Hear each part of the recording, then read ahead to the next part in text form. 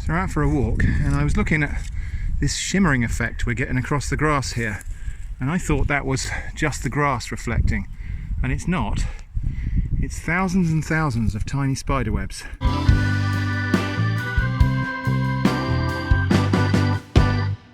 What we've got here is spiders hatching out, spiderlings, and they create strands of silk, and then they go zooming across, and they get carried by those strands of silk off to a different location. So it's spiders, young spiders, getting around for the first time. And there must be hundreds of thousands of them in this field. Quite amazing to see.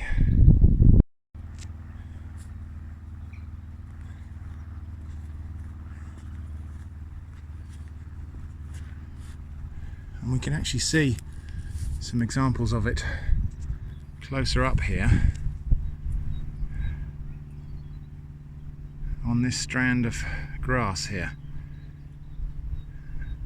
The whole place is awash with spider silk. I was tidying up a bit in my studio the other day, and I came across this little box of treasures. Now, this is a box of stuff that I beachcombed on a beach in the Isle of Wight in Compton Bay, and I'll link to the video where we looked at that and where we originally collected that below. But this contains a bunch of different things, including, this is a piece of fossilised wood. Well, it's actually really a piece of coal, but it's not from a coal seam. Now, when I picked this up on the beach, it wasn't all cracked like this. It was a solid piece. And this is not from a coal seam. This is actually a piece of coal which looks like it was buried as a log, probably in lake sediment or an estuary. And then over millennia, it's been compressed down into a piece of coal. And so what we're looking at here when we look at this end section is not the actual shape of what it was before, but we're seeing a circular section log that's been compressed down into an elliptical section. I'll show you what I mean right now. So it would have started off as probably a circular section log, and it would have been compressed down into what you see now. So that's quite interesting. As it's dried out, it's cracked up like this, and it's actually very delicate now, and you can see light through some of the cracks. So that's actually almost falling apart. In another video, I think perhaps we will take a piece of this off and try and cut a really thin section and see if we can actually observe any sort of plant structures inside what's left of this now. See if we can actually see any maybe pores or grain pattern or anything like that. But what we're looking at here anyway is the bark, essentially, of whatever this was. Either a tree fern or some kind of log. But we're looking at the bark pattern here, but squished down. Anyway, so that's fossilised wood. Well, coal, but fossilised wood. And then there were a bunch of other things, many of which I hoped were fossils, including this one, which I thought was a piece of dinosaur bone, but who knows, it could just be an infilled tube from some burrowing worm or something like that. And this one, which a lot of people said could be a worn down belemnite, and a bunch of other stuff. Some of these certainly are fossils of some sort. Again, that could be an infilled burrow there from some sort of worm. This one's got tiny bits of shell in it. And this one I really hoped was a piece of bone, just by virtue of the fact that it looked a bit porous in places, and it looked a little bit like sort of end joints, like the cartilaginous end joints of bones, but I really don't know. Anyway, so that's all of the stony things, but I did also find this peculiar piece of metal. Now, at the time, I didn't know what this was, and I didn't even know what kind of metal it was. It's definitely metal, but there was a bright little weird feature showing through here, and I put it away, and I intended to revisit it sooner than this, and I was kind of hoping maybe it was a piece of silver that had got encrusted, but as you can see, as it's changed to this brownish colour in storage, it's almost certainly steel or iron. So I think it'd be quite interesting to take that incrustation off of there and see what shape of a piece of metal we've got underneath there, if it's still survived. Unfortunately, leaving it dry like that in storage probably means it's rusted away a bit more, but we will see. Anyway, so today what we're going to do just plonk it in a bath of diluted vinegar, and I'm going to leave it in there to soak for a few hours, and then we'll take it outside and give it a little tap with a hammer and see if we can just, or maybe a scrape with some tool, and we'll just see if we can loosen any of that scale on there and get down to the inside to see if we can see what shape of thing is in there. It might just be a bolt or a screw or something like that, or it might be something a bit more interesting. Who knows? It might be a piece of chain or something. We'll see if we can get to the inside of this mystery on today's video. Okay, so this has been soaking in that vinegar solution for quite a few hours now, and it doesn't really seem to have made very much difference. It's loosened a bit of the surface stuff, so I think actually plan B is going to be we take this outside and give it a little tap with a hammer, just gently, see if we can loosen some of that scale and see what we've got underneath of there. Okay, apologies for any wind noise. We're out here in the garden. We're just going to give this a little tap with a hammer and see what we can reveal under that rust scale, if it comes off. So here we go, tappy tap tap.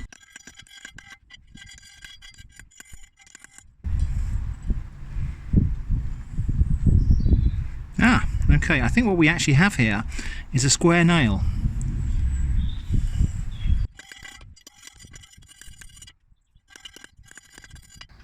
Actually, I'm going to revise my view here. I think there was probably a coach bolt. I can see very, very faint traces of a screw thread right there. So yeah, I think that's probably just a square-headed screw from a ship of some sort, probably just a coach bolt. So it probably had a hex head or a square head, and it's a coarse threaded screw to be driven in with a spanner or a wrench. So there we go. Not very exciting, I'm afraid, but at least we now know what that was. So this is the processed cheese that I featured on Weird Stuff in a Can. Now there's quite a lot of cheese left over here, and I'm not going to eat it all like that. So let's see what we can do with it. Maybe we can make a recipe or something. Maybe I'm thinking a cheese sauce, macaroni cheese, maybe a cheese fondue or something like that. Let's take this to the kitchen and have a play. Okay, so today we're going to be making macaroni cheese, but we're going to make the cheese sauce from scratch. But before we get to that, let's just talk a little bit about macaroni. The most readily available macaroni that we can get here in the UK is this straight macaroni. And you know what? I don't think it's actually very ideal for cheese. I don't think it's actually very ideal for macaroni cheese. Reason being, it's just straight, and when it's cooked, it lays flat, and the cheese sauce doesn't really go inside the tubes. It just all lays flat, and it tends to congeal and stick together in blocks. So I don't know why, but elbow macaroni is actually quite hard to come by in the UK. You can find it, but actually by far, this one seems to be the more popular macaroni. So I'm not going to use macaroni in my mac and cheese today. I'm actually going to use this instead, Fiorelli, because it's got a little bit of a bend to it, and it's a little bit frilly and fancy anyway, so I thought I fancied that.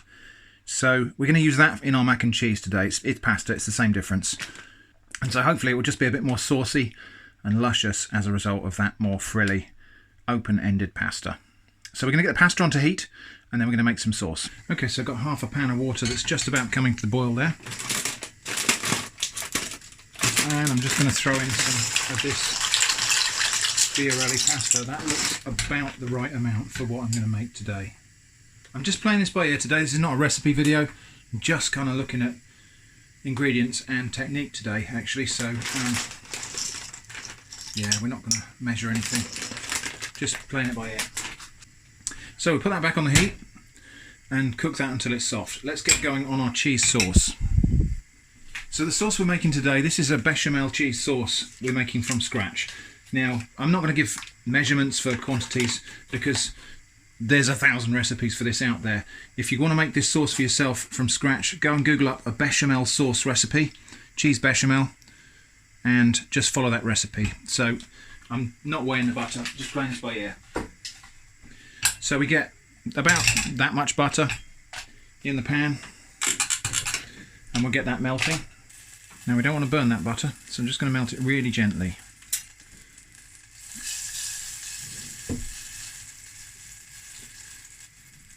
I'm using this kind of whisk today. You could use a balloon whisk for this, or you could use a fork and a wooden spoon. Okay, the butter's more or less melted there. Now I need some plain white flour. And I've got about 2 tablespoons here, but again, as I say, I tend to play this by ear. Generally speaking, it's about the same kind of volume of butter and flour that you're going to be adding to make the first stage of the bechamel, which is a roux, it's called. So we're going to make a roux, which is flour and fat. Now we turn the heat up a little bit because we're going to cook this roux. Now this bit is important. because if we don't cook this, we're going to have like a raw flour flavour in our sauce. We're essentially frying this flour now, and we can cook this for longer or shorter. And what will happen here, the longer we cook this, the more nutty and toasted a flavour it will have, but it will have less thickening capacity. And then the shorter we cook it, it will have a bit less flavour, but it will thicken well. So it's about striking a balance, but you just need to make sure that it's bubbled like that really, and you've really actually fried that roux so that the flour is properly cooked. Okay, now just going to go in with a little bit of milk, probably about a cup of milk. We will add more milk later, but I'm just going to make sure that now that is completely combined with the milk and we get all of the bits of flour off the bottom of the pan. We're still over a moderate heat here, so this will thicken in a minute, and then I'll put some more milk in, and I'll just keep on adding a little bit more milk until I sense that it's no longer thickening further. Pasta's doing okay. I'm just going to move it around a little bit with a fork just to make sure it hasn't all stuck together or stuck to the bottom of the pan. And then quickly we can see our sauce is thickening here. So look how much that's thickened. You've got to keep an eye on this. And I took my eye off the ball of that, nearly lost it there. Bit more milk in. Now if you're following a recipe, the recipe will tell you exactly how much milk to how much flour, and you won't have to do all of this nonsense that I'm doing. Yep, so we've thickened up a little bit more there. Again, I'm going to turn the heat down a bit now so that we keep this under control. A bit more milk. So I've got about 3/4 of a pint of milk has probably gone in there. Okay, we'll keep heating that. Now because this is going to be a cheese sauce, I'm going to enhance it a little bit with some mustard. This won't taste of mustard. It just does something to the cheese to bring out the flavour of it. It's a bit of kind of alchemy really. If you feel like you're starting to lose control of the sauce, the best thing to do is turn the heat right down or take it off the heat, and then you've got time to think about what you're going to do. Okay, so the sauce is now gently bubbling and it doesn't seem to be getting any thicker. So there we go, we've got a bechamel sauce. Actually that's a slightly mustardy bechamel sauce, but that's how you make a basic bechamel sauce. Not actually that hard. So we're going to turn that right down now, and I'm going to cut up some of this processed cheese and put that in there. Normally I would use cheddar in a cheese sauce like this, but we are today experimenting with this processed cheese. You can of course put any other kind of cheese in there. Emmental's quite good, or Gruyere, or any kind of hard cheese. Now a lot of recipes will tell you that the cheese has to be grated to go into your cheese sauce. It doesn't. You can just dice it, even with something that isn't as squashy and soft as this.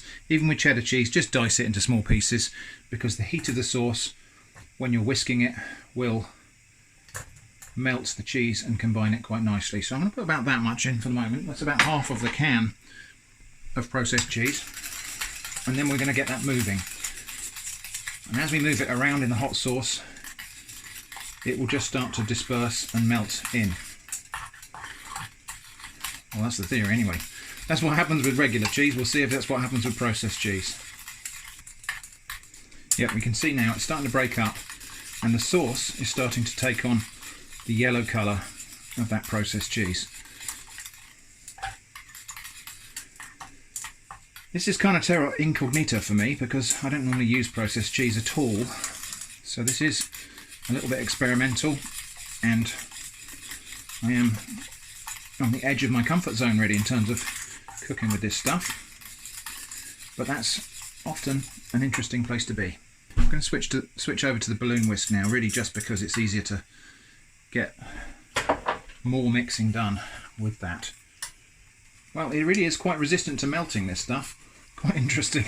I guess that's part of the reason it is the way it is in the can, is it's intended for use in hot countries where refrigeration can be a problem.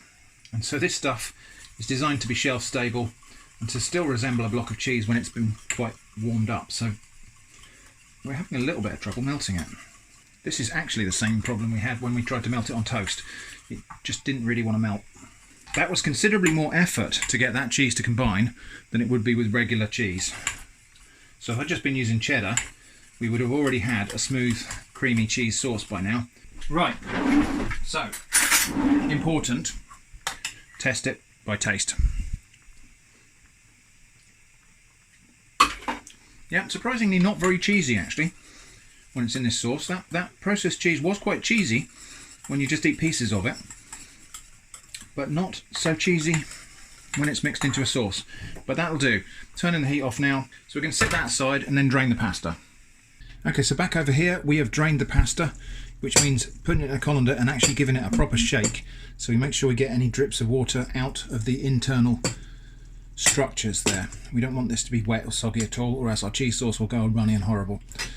So pasta into an oven-proof dish and dump that sauce in there. That's a lot of sauce. You can see I didn't succeed in melting all of that processed cheese. Interesting.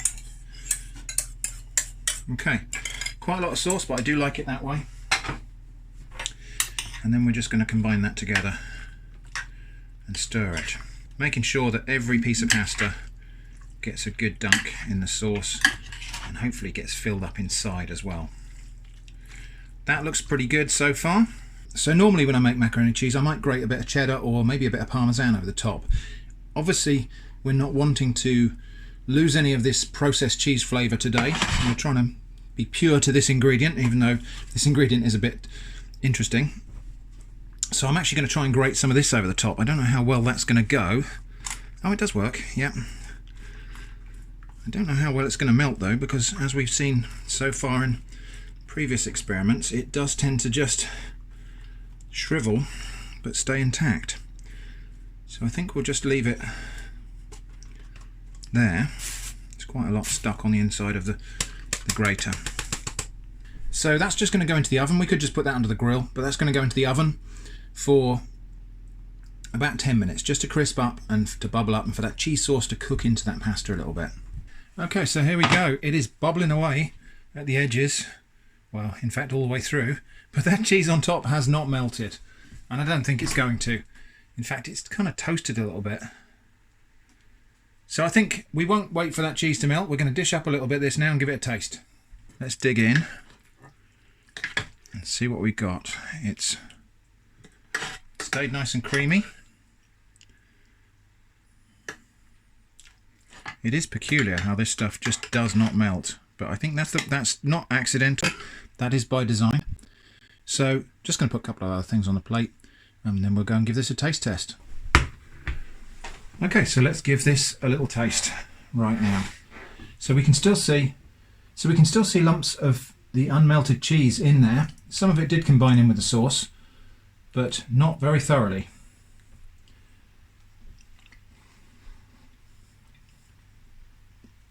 Yeah, it's okay. Considerably more creamy in flavour than I would expect for a cheese sauce made with regular cheese. I think that's all that extra whey powder and stuff that's in the canned processed cheese.